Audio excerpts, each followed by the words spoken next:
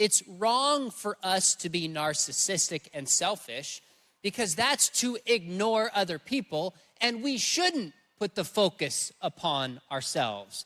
But God is not human. He's not finite. He's not created. Oh, well, that clears it up. Apparently, being an infinite uncreated being gives you a free pass to demand constant adoration. So, what do we have here, huh? Christian apologist Sean McDowell recently took to the stage at Cross Assembly Church at Raleigh, North Carolina, and found himself tap dancing around a rather prickly question, a question that many have pondered. So here's what, if God demands our praise and worship, we see that all over the Bible, well, doesn't that mean he's just a big narcissist? What kind of God would demand you worship him and praise him? That sounds like narcissism to me. Indeed, God's constant demand for praise and worship throughout the Bible paints a picture of a jealous narcissist with an ego the size of, well, the universe. Raging narcissist. But more importantly, these traits seem to conflict with the all-powerful, all-loving God we're assured inspired the good book. Put another way, the demand for constant praise and worship that God commands in the Bible presents a logical inconsistency when juxtaposed against the concept of an omnipotent, omniscient, and omnibenevolent deity. Gosh, we're all really impressed down here, I can tell you. If God is all-powerful, all-knowing, and perfectly good, it follows that such a being would be entirely self-sufficient and without the need for external validation or adoration. The very notion of an infinite supreme being requiring or desiring worship from finite creatures implies a lack or need within a supposedly perfect entity. So, what is Sean's response? It's a classic rules for thee, but not for me. When I was 20 years old, is the first time I heard this objection. Somebody, a preacher who was an evangelist, who's now a humanist, by the way, he said, God is selfish because it's all about himself. I thought, well, yeah, we say you shouldn't just focus on yourself, and yet God says that. Isn't he selfish? Isn't he narcissistic? Well, the problem is that we're comparing God with us. Okay, Sean has so far restated the objection while throwing shade at a now atheist but former preacher, indicating that this is a bad intrusive thought that leads to damnation, and he specified that the problem with this observation is that we're comparing God to us, which suggests that he thinks that there's something about being God that absolves him from being an egomaniac. Other than emphasizing that Sean is associating this question with the now atheist to discourage such critical thinking, there's not much to object to here. It's wrong for us to be narcissistic and selfish because that's to ignore other people, and we shouldn't put the focus upon ourselves. But God is not human. He's not finite. He's not created. God is the kind of being by his very existence that we should talk about. We should worship. We should focus on. With a few words, Sean has said a lot. He's 1. Phrased the objection as being one of exclusively moral consideration. He's 2. Referenced that God being not finite nor created are somehow symmetry breakers. And 3. He's emphasized that God is precisely the kind of being we should want to focus on. There is tons to unpack here. Looking forward to it. In fact, think about it this way. If you're standing there looking at a mountain, you go, wow, that mountain is beautiful. And you go, what's the matter with you? You should be looking at something else. You'd be like, wait a minute, that mountain by its very nature, we should stand in awe at that. And if you don't see the beauty and majesty of that mountain, and take a moment to enjoy it, something's actually wrong with you. Here, Sean is making out that the skeptic is objecting to the idea of worshipping God, as if we, don't understand why one would admire and praise such a being. But that ain't it, Chief. He's missing the forest for the trees. Well, God's not just the mountain. He's the creator of the mountain. He's the self-existent, all good, all-knowing, eternal, perfectly good creator of the universe.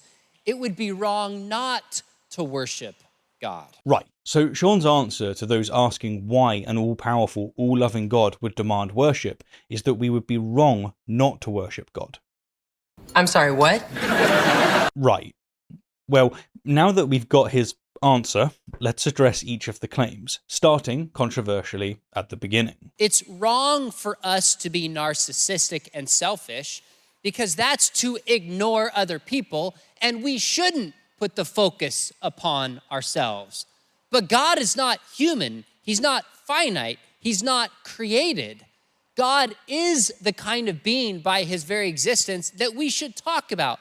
we should worship, we should focus on. Let's launch with Sean's framing of the objection as purely a moral one. It's wrong for us to be narcissistic and selfish, but God is not human. This is a straw man of the argument. Sean is making out that the concerned are merely suggesting that God is depicted in the Bible as a self-centered jerk. Yes, he is, but this entirely avoids the crux of the criticism. Gods can be jerks, that's not a contradiction. In fact, in many polytheistic religions, many of them are. The issue is of logical fibre. From a logical perspective, we must question whether attributes like arrogance and narcissism are compatible with God's traditional omni-attributes, omniscience, omnipresence, and omnibenevolence. In other words, the issue isn't just whether God's behaviour is morally acceptable, but, more importantly, whether such behaviours are logically coherent within the concept of a perfect deity. This is not a great start for Sean. He's revealed that he either doesn't understand the objection, or, worse, he's chosen to deliberately strawman it. But still, he's given us symmetry breakers for why God being an egomaniac is somehow not in tension with his omni status. By emphasising that God is not human, finite, or created, Sean aims to establish a divine nature vastly different from human nature. But how do any of these attributes actually absolve God from being a narcissist? If a God demands to be worshipped, boasting even that he's a jealous God, how does the fact that he's not a human make him not an arrogant son of a gun? How does his being super strong, infinitely strong even, make him all of a sudden a nice guy? How does his never being created absolve him of such pettiness? That's right, it doesn't. And Sean has given us no reason to think otherwise. Adding to this, here's another concern. If narcissism and selfishness are human flaws derived from self-love that neglects others, how and why would something akin to these traits be seen as virtuous or necessary in a God who is infinitely perfect? This doesn't make any sense, and it refuses to do us the courtesy of pretending. But what about the third thing Sean invoked? Skeptics don't struggle to understand why one would want to worship God. No, that's an easy thing to comprehend. A truly omnimax God is by definition worthy of worship. The issue is that the God of the Bible's demands for worship don't make sense. They contradict the omnimax traits. The God that Sean worships is extraordinarily petty and toxic, pathetic even. And this, my fellow apes, is the problem with strawmanning an argument. You fail to acknowledge, let alone address, the actual issue. Those in the cross-assembly church audience who are not paying attention might smile with glee, but those who are actually paying attention are left empty-handed. So, Sean wants us to picture ourselves gazing at a majestic mountain, feeling awe-inspired, and insists that if we don't appreciate its beauty, then there's something wrong with us. Something's actually wrong with you. And somehow, this is supposed to explain why we should worship a god without it being narcissistic on his part to demand that we do so. That makes no sense. Here's the thing, when we admire a mountain, it's a spontaneous reaction. The mountain isn't demanding our attention. It's not sending us weekly newsletters reminding us to admire its peaks and threatening us with eternal damnation if we don't. If someone doesn't find the mountain awe-inspiring, that's okay. Beauty is subjective. Maybe they're more into forests or oceans. We don't accuse them of a moral failing. More importantly, the mountain is not omnipotent and omnibenevolent, so there would be no contradiction if it did demand we drop and grovel. In contrast, there is a contradiction, at least seemingly a contradiction, in God commanding such praise. Now, by saying that there's Something's actually wrong with you. if you don't appreciate the mountain, Sean implies that failure to admire equates to a deficit in the observer. This subtly mirrors the earlier mention of a preacher who became an atheist. A preacher who is an evangelist, who's now a humanist, by the way. It's as if Sean is cautioning that not recognizing God's majesty uncritically is a slippery slope leading away from faith. A narrative that frames doubt as a personal failing rather than a quest for understanding. In its own right, it's a subtle demand for ignorance. Well, God's not just the mountain. He's the creator of the mountain. He's the self-existent, all good, all-knowing, eternal, perfectly good creator of the universe. It would be wrong not to worship God. Question: how does being a creator automatically entitle one to worship? It doesn't. Parents create children, but we don't insist that offspring must worship their parents. Respect and appreciation, perhaps, but worship crosses the line into a different realm, especially under the threat of eternal torment. But what about being good? If something is good, are they entitled to demand praise, and in the process, somehow not arrogant? Why is it that once a being maxes out their good meter, they all of a sudden unlock this gross entitlement? And again, if God is self-sufficient and perfectly good, why would he want worship? Wanting something implies a deficiency, which contradicts the notion of a perfect being. An all-knowing God would be already fully aware of his grandeur without requiring constant reminders from us. Additionally, declaring that it's wrong not to worship God reduces morality to mere obedience. It suggests that the highest moral action is subservience, not kindness, compassion, or justice. It depicts God as entirely unworthy of praise, which is the very point of the argument that Sean has completely missed. In the end, then, Sean's defense of God's demands for worship relies on analogies and assertions that don't hold up to scrutiny. Comparing God to a mountain fails because mountains don't possess agency or the capacity to demand anything. They also don't, and this is critical, possess omnimax traits. The crux of the issue is this: an all-powerful, all-knowing, and perfectly good deity shouldn't need to mandate worship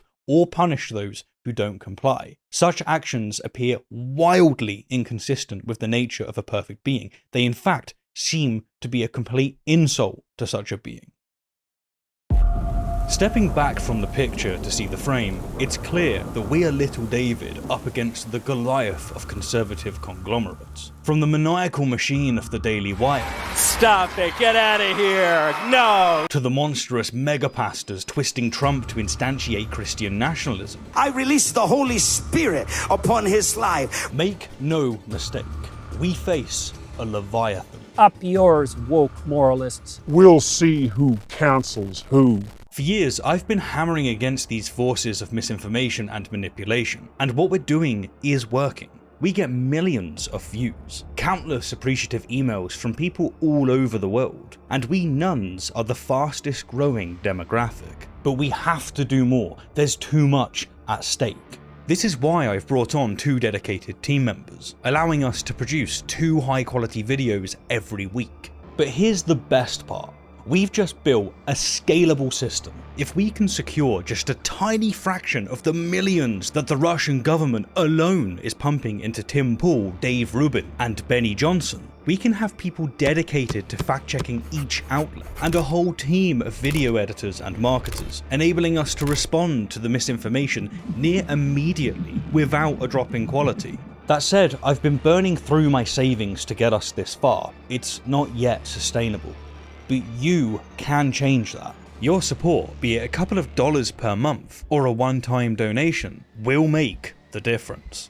Don't underestimate them. They're not playing by the rules because they aim to change the game forever. You won't have to vote anymore, my beautiful Christians. I love you, Christians. In 4 years, you don't have to vote again. We'll have it fixed so good you're not going to have to vote. You're not going to have to vote. Now is our generation's time to act. And while my videos will always be free, please, if you believe in me, if you believe in fighting against the forces eroding our democracy and freedoms, if you believe the rationality rules, be the force behind our sling. Empower us to take the shots that count. Thanks.